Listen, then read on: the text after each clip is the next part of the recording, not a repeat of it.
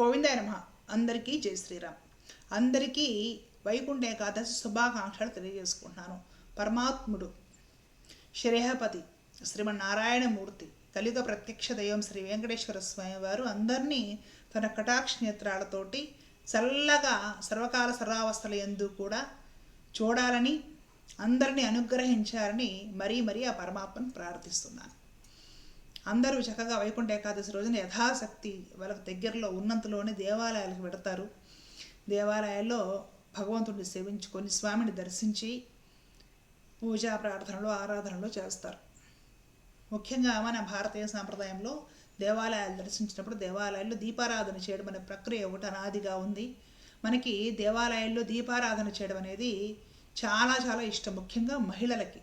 మగవారు వెళ్ళి గుళ్ళో దండం పెట్టుకొని వచ్చేసినా మహిళలు వెళ్ళారంటే మాత్రం ఖచ్చితంగా దీపం వెలిగించకుండా దేవాలయంలో రారు. దేవాలయంలో ఖచ్చితంగా దీపారాధన చేస్తారు. అందులో ఇలాంటి కార్తీక మాసాలు, వైకుంఠ ఏకాదశులు లాంటివి వచ్చినప్పుడు ఖచ్చితంగా దేవాలయంలో దీపారాధన చేస్తారు. ఇక్కడ చాలా ముఖ్యమైన విషయం కూడా గుర్తుపెట్టుకోండి. మీరు కానీ దేవాలయంలో దీపారాధన చేయాలి అనుకున్నప్పుడు చక్కగా ముందుగా ప్లాన్ చేసుకొని ఇంటి నుండే శుభ్రమైన అంత వత్తితోటి ఏదో 2-3 వత్తులు చేసుకొని, ఏమి ఒక పెద్ద కట్ట 365 వత్తులే వెలిగించక్కర్లేదు, చేసుకొని కాస్తంత ఇంట్లో ఆవు నెయ్యి ఉంటే ఆవు నెయ్యి లేకపోతే నువ్వుల నూనె, కొబ్బరి నూనె ఏదో ఒక ఇంట్లో పూజ నూనె ఉంటుంది కదా, దాంట్లో వత్తులు నానబెట్టుకొని వెళ్ళి చక్కగా దేవాలయం వారు దీపారాధన చేయమని ఎక్కడైతే ఏర్పాటు చేశారో అక్కడ ఆ దీపాల నుంచి పవిత్రంగా వెలిగించి నమస్కరించుకొని స్వామి దర్శనం చేసుకొని వచ్చేయండి. చాలామంది ఏం చేస్తారంటే హడావుడిగా అక్కడే దేవాలయానికి వెడతారు. చుట్టుపక్కల మహిళలు దీపాలు వెలిగిస్తూ ఉంటే వీళ్ళు చూస్తారు. ఆ టైంకి టెంప్ట్ అయ్యి వీళ్ళకి కూడా ఆ వచ్చే కాస్త పుణ్యం ఎందుకు పోగొట్టుకోవాలని చేసి వీళ్ళకి కూడా దీపం వెలిగించాలనిపిస్తూ ఉంటుంది. వీళ్ళింటి నుండి దీపం తెచ్చుకోరు. దాంతో దేవాలయాలు బయట ఉండే దుకాణాల్లో రెడీమేడ్ దీపాలు కొనుక్కొని వాటిని వెలిగించేస్తారనమాట. ఇక్కడే చాలామంది భంగపడుతున్నారు. ముఖ్యంగా గుర్తుపెట్టుకోవాలి, ఈ రెడీమేడ్గా అమ్మే దీపపు వత్తులు కింద ఏదైతే ఇదేంటి ఘీ దీపాలను వేసేసి, అంటే నేతి దీపాలను వేసేసి గడ్డలు ఇవన్నీ కూడా అమ్ముతూ ఉన్నారో ఇదంతా కూడా కల్తీ. ఇంతకుముందు పోయిన సంవత్సరం కూడా ఈ విషయం గురించి నేను నిర్ధారిస్తూ క్లారిటీగా ప్రూఫ్స్తో సహా వీడియో చేస్తాను మన ఛానల్లో. ఈ నెయ్యి దీపాలని ఇట్లాంటివి ఏమైతే మార్కెట్లో అమ్ముతున్నారో దాంట్లో ఉండే ఆ నెయ్యి లేదా చమురు ఒరిజినల్ నెయ్యి కాదు, ఒరిజినల్ నూనె కూడా కాదు, వనస్పతి. అంటే కొన్ని రకాల వ్యర్థ పదార్థాలతో తయారు చేసిన ఒక విధమైన డాల్డాలో కూడా కాస్త మాంసపు అవశేషాలు, అంటే జంతువుల లోపల కొవ్వులు ఉంటాయన్నమాట, ఫ్యాట్స్, యానిమల్ ఫ్యాట్, తొందరగా గడ్డగడతాయి. ఓకే, వాటిని కూడా కలిపి తయారు చేస్తున్నవి. ఇది గుర్తుపెట్టుకోవాలి. మన భారతదేశంలో విశేషంగా గోమాతల హత్యలు కూడా చేస్తున్నారు, గోవుల్ని చంపుతున్నారు, గోమాంసం విక్రయం చేస్తున్నారు. తెలుసు కదా, మీ అందరికీ తెలిసిన విషయమే అది. పొరపాటునైనా సరే మనము కొనుక్కొని వెలిగించే ఈ రెడీమేడ్ దీపాలలో, ఈ రెడీమేడ్ నేతి దీపాలలో ఆ కింద గడ్డగట్టి ఉన్న కొవ్వులో గోమాంసానికి సంబంధించిన కొవ్వుగాని అవశేషంగానే ఉంది అంటే అది తీసుకెళ్ళి మనం పరమాత్మ ముందు భగవంతుడి సన్నిధిలో వెలిగించాము అంటే ఎంతటి మహాపాపము, మహాదోషం, మహా అపచారం ఈరోజు వైకుంఠ ఏకాదశి రోజు చేసినట్లవుతుందో గమనించుకోండి మీరే. దయచేసి పుణ్యం పేరుతో వెళితే పాపం మూట కట్టుకొని తిరిగి వచ్చినట్లుగా ఇలాంటి పనికిమాలిన పనులు చేయకుండా కాస్త తెలివి కలిగి ఉండండి. దీపారాధనకి మీ ఇంట్లో నుండే చక్కగా ఏర్పాటు చేసుకొని వెళ్ళండి. ఒకవేళ మీకు ఆ స్థితి లేదు, దైవ దర్శనం చేసుకొని వచ్చేయండి. అక్కడ వెలిగించిన దీపాలు చూసి ఆనందంతో నమస్కరించుకున్నా కూడా మీకు దీపం వెలిగించిన పుణ్యం వస్తుంది. తెలిసి తెలియక పిచ్చివి కల్తీ నేతులతో చేసినవి, ఏవేవో వేసి చేసినవి, జంతువుల అవశేషాలతోటి చనిపోయిన జంతువులు లేదా గోమాతల కొవ్వు కలిపి చేసిన లాంటి ఈ పిచ్చి మార్కెట్లో అమ్మే పిచ్చి దీపాలు మాత్రం దయచేసి భగవంతుడి సన్నిధిలో వెలిగించకండి. మహాపాతకం చుట్టుకుంటుంది. పాతకంతో ఇంటికి వస్తారు, మీకు తెలియదు. వాటికి దూరంగా ఉండేసేసి మీ ఇంటి దగ్గర ఉండి తీసుకెళ్ళి ఆరోగ్యకరంగా కాంతివంతమైన దీపాలు వెలిగించుకోండి. లేని వాళ్ళు వెలిగించిన దీపాలు చూసి నమస్కరించుకుంటే కూడా మీకు దీపం వెలిగించిన పుణ్యం కలుగుతుంది. అలాగే మామూలు విష్ణువాలయాల్లో కూడా ఉత్తర ద్వార దర్శనం ఉన్న చోట కాస్త తొక్కిడిగానే హడావిడిగానే ఉంటుంది, రద్దీగానే ఉంటుంది.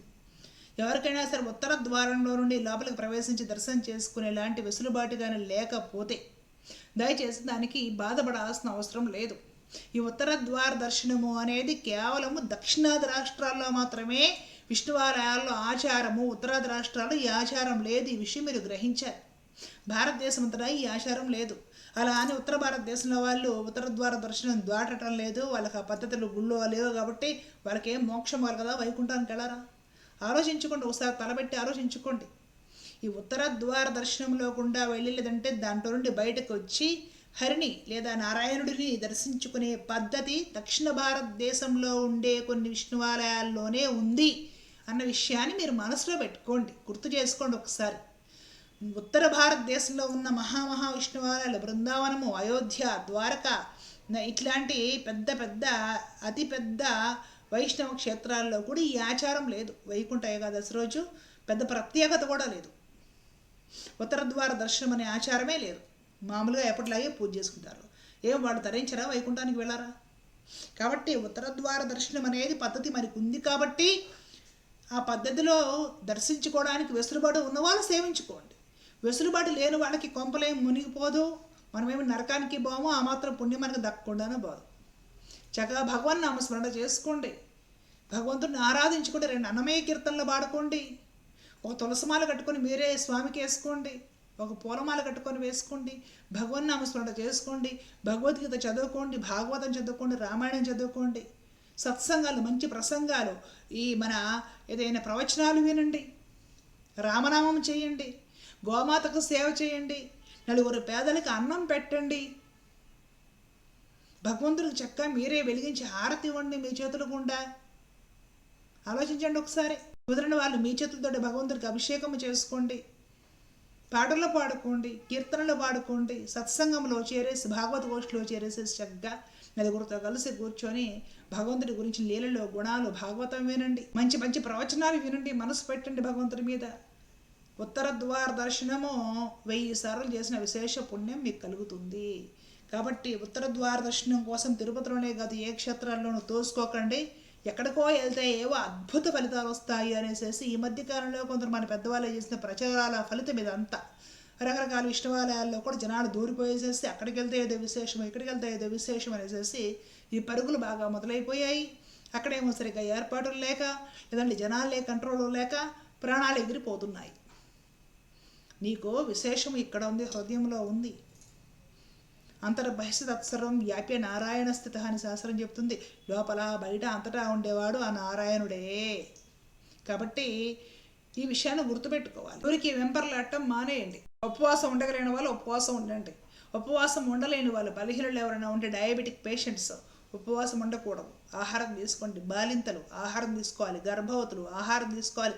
ఆరోగ్యం సరిగ్గా లేక కాస్త వీక్గా ఉండి టైఫాయిడ్ జ్వరాలు అవన్నీ వచ్చి లంకనాలు చేసి నీరసంగా ఉన్న వాళ్ళు ఉపవాసాలు చేయకూడదు. ఆహారం తీసుకోండి, సాత్విక ఆహారం తీసుకోండి. ఉల్లి వెల్లుల్లి లేకుండా చక్కగా భోజనం చేయొచ్చు. ఉపవాసం ఉండగలిగిన వాళ్ళు, కాస్త బలంగా శారీరక స్థితి ఆరోగ్యం సరిగ్గా ఉన్నవాళ్ళు ఉపవాసం ఉండి ద్రవ పదార్థాలు తీసుకోండి, పళ్ళు తీసుకోండి, పాలు తీసుకోండి, భగవత్ సన్నిధిలో కలపండి, తులసి తీర్థం తీసుకోండి. ద్వాదశి రోజున ఉపవాసం విడిచిపెట్టండి. ద్వాదశి రోజు కూడా మాంసాహారం తీసుకోకూడదు.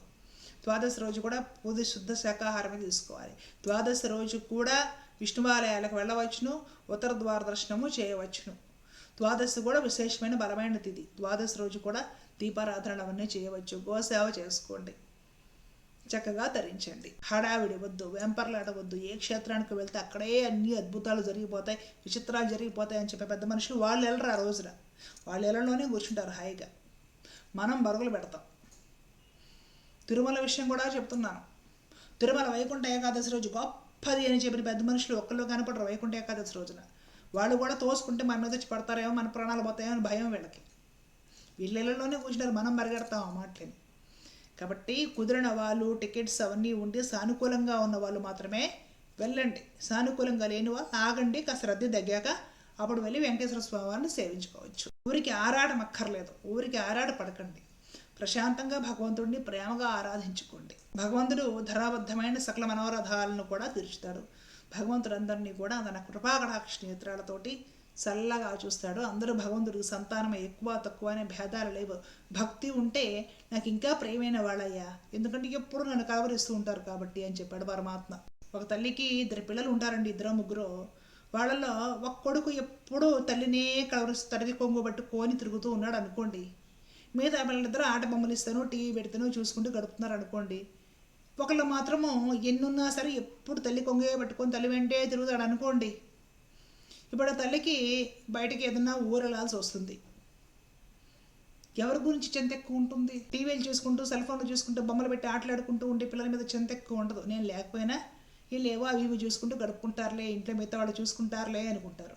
ఎప్పుడో పగలు రాత్రి విడిచిపెట్టకుండా తల్లి కొంగు పట్టుకొని తిరిగే బిడ్డ ఎవరైతే ఉంటారో ఆ బిడ్డ గురించి దిగులు వీడిని లేకుండా ఉండలేడే, ఎలాగా, ఏం చేసి వెళ్ళాలి అని. భక్తి అలాంటిది. అందరూ తన బిడ్డలే అయినా ఎవరికి విశేషమైన పరమాత్మ పట్ల భక్తి ఉంటుందో వాళ్ళు వాళ్ళ భారం నేను వహించక తప్పదు, వాడి గురించి నాకు దిగులు ఎక్కువగా ఉంటుంది అని చెప్తాడు పరమాత్మ భగవద్గీతలో. ఆ భక్తి చేయడానికి, భక్తిగా ఉండడానికి క్షేత్రాలకే పరిగెత్తి క్యూ లైన్లో దూరాల్సిన పనే లేదు. కాబట్టి ఎందుకు చెప్తున్నాను అర్థం చేసుకొని ప్రాణాల మీద తెచ్చుకోకుండా చక్కగా ఉన్నంతలోనే సేవించుకోండి. కుదిరిన వాళ్ళు వెళ్ళండి, కుదరని వాళ్ళు దిగులు పడాల్సిన పని లేదు. భగవంతుడు అంతటా ఉన్నాడు, అంతటా ఉండేవాడు మన ముందు, మనతోనూ, మన ఇంట్లో కూడా ఉంటాడు. కాబట్టి ఆరోగ్యవంతంగా పండగలు చేసుకోవాలి. చావు కబుర్లు, అశుభాలు వినకూడదు పండగల రోజు. అందరూ ప్రశాంతంగా వైకుంఠ ఏకాదశి, వైకుంఠ ద్వాదశి జరుపుకొని భగవద్ అనుగ్రహానికి పాత్రుల వాళ్ళు కోరుకుంటూ అందరికీ మరొక్కసారి వైకుంఠ ఏకాదశి అలాగే వైకుంఠ ద్వాదశి శుభాకాంక్షలు తెలియజేసుకుంటున్నాను. జై శ్రీమన్నారాయణ. కృష్ణార్పణ.